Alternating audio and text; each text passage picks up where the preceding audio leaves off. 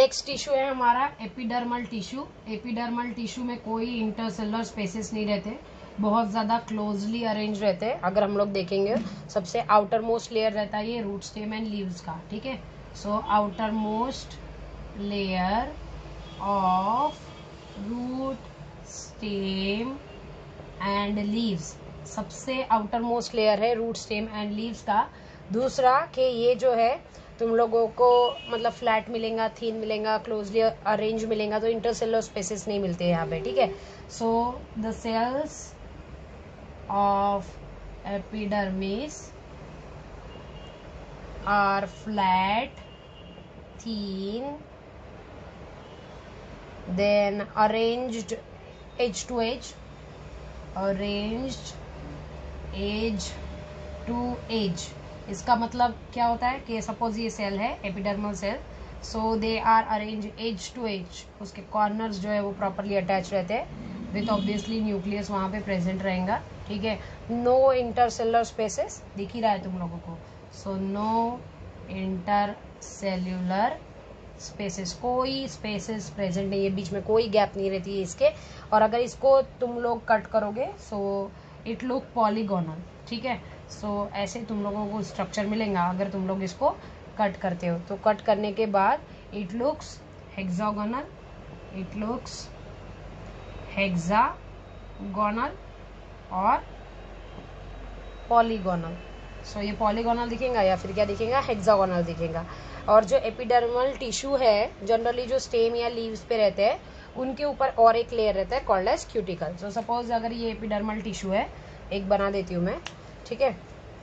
सो leaf और stem epidermal tissue have cuticle, ठीक है।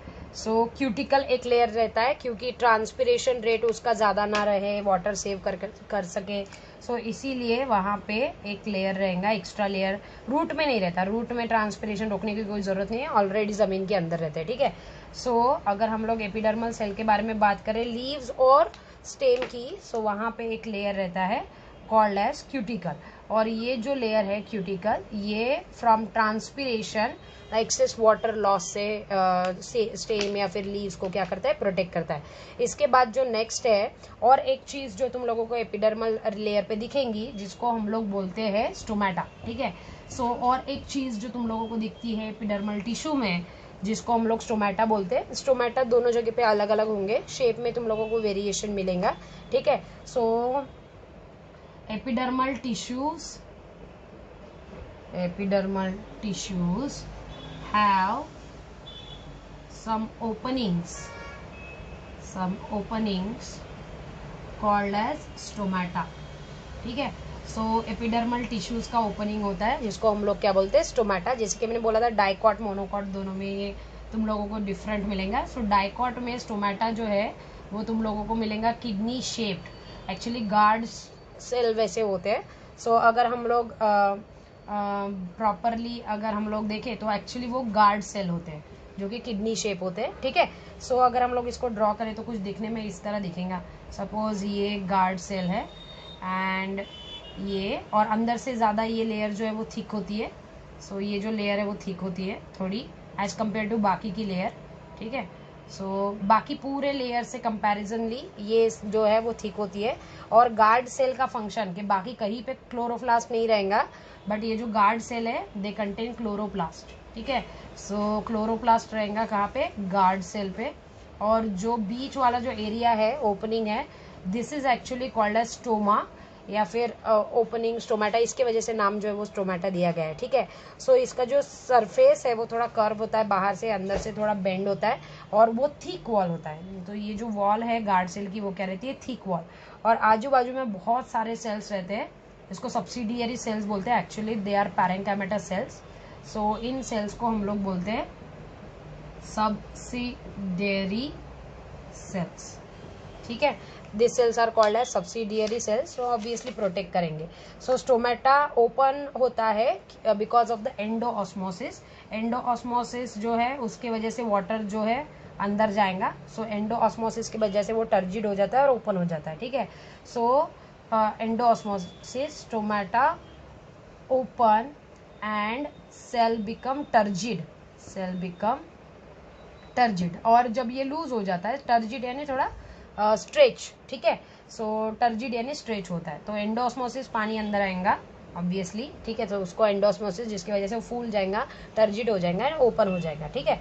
और नेक्स्ट अगर हम लोग बात करते हैं कि इसको ओपन होने के लिए और कौन हेल्प करता है, so to help this stoma, ये ओपनिंग, ठीक है, to open there are radially arranged fibres in the guard cell, ठीक है। सो गार्ड सेल में रेडियली अरेंज फाइबर्स रहते हैं जो कि उसको पुल करेंगे ऑब्वियसली, तो वो खींचे जाएंगे। सो यहाँ पे these are radially arrange cells, guard cell में रहते हैं, ठीक है। सो वो खींचे जाएंगे। पैरेंकाइमेटस सेल्स भी रहता है, मैंने बता दिया, उसको हम लोग सब्सिडियरी सेल्स बोलते हैं, ठीक है।